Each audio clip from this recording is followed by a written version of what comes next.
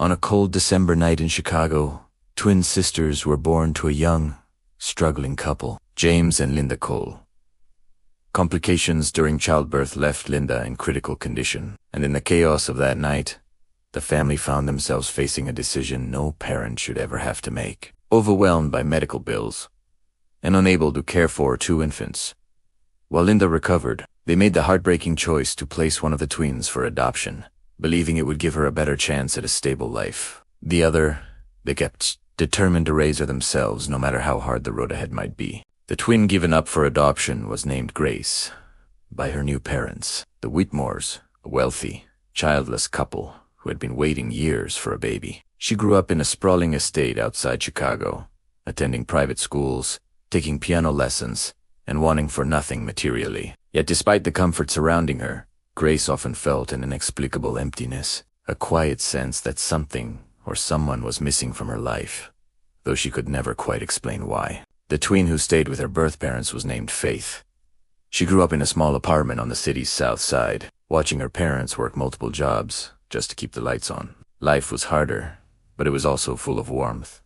Sunday dinners crowded around a small table, homemade birthday cakes, and a mother's determined love despite the family's financial struggles. Faith grew into a resilient, hard-working young woman, eventually becoming a nurse, driven by the compassion she'd learned from watching her parents sacrifice everything for their family. Neither Grace nor Faith knew of the other's existence. James and Linda had kept the adoption a closely guarded secret, believing it was easier, and perhaps to let the past remain buried. But fate, as it often does, had other plans. Years later, Faith was working a night shift at St. Anne's Hospital when an emergency case came through the doors. A woman involved in a serious car accident, unconscious and in critical condition. As Faith assisted the trauma team, stabilizing the patient, something about the woman's face struck her with a strange, disorienting familiarity, though she couldn't place why. It wasn't until hours later, reviewing the patient's information for the family notification process, that Faith saw the name.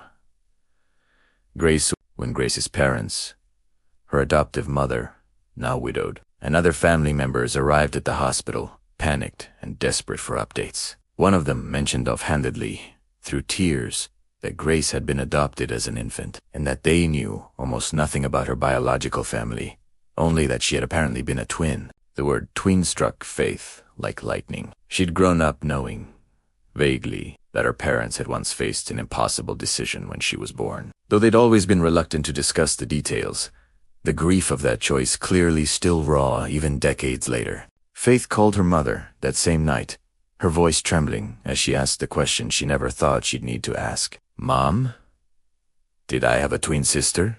There was a long, painful silence on the other end of the line before Linda finally, tearfully, confirmed what Faith had begun to suspect. She explained everything.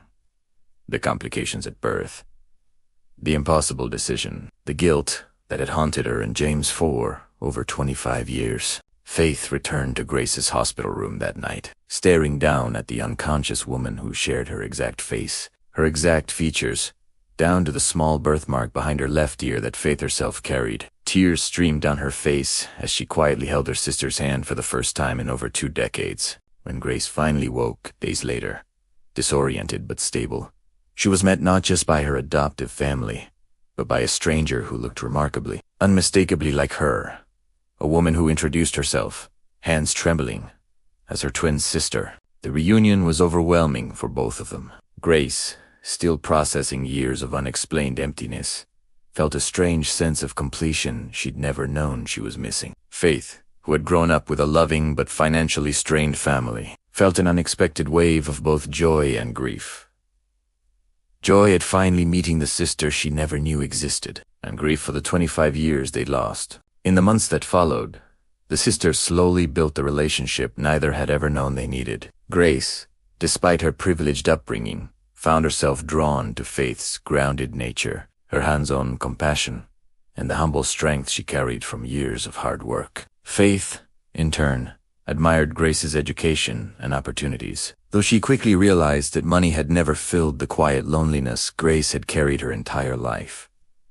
Some in Faith's chaotic, love-filled childhood had somehow, despite its hardships, always provided. Grace introduced Faith to her adoptive family, who welcomed her warmly despite the complicated emotions surrounding the reunion. Faith brought Grace into the modest, noisy world of Sunday dinners and family gatherings she'd never experienced, and Grace found herself, for the first time in her life, feeling like she truly belonged somewhere. Eventually, Grace used a portion of her family's resources to help fund a scholarship program for nursing students from underprivileged backgrounds. Inspired directly by Faith's journey and the sacrifices their birth parents had made, Faith, in turn, encouraged Grace to reconnect more deeply with James and Linda, helping mend a relationship that had been fractured by decades of guilt and silence. The two sisters, one raised in wealth and one raised in hardship, discovered that the family they'd been separated from at birth had never truly been about money or circumstance. It had been about the invisible thread that connected them long before they ever knew each other's names. Fate, in the end, had simply been waiting for the right moment to bring two halves of one heart back together.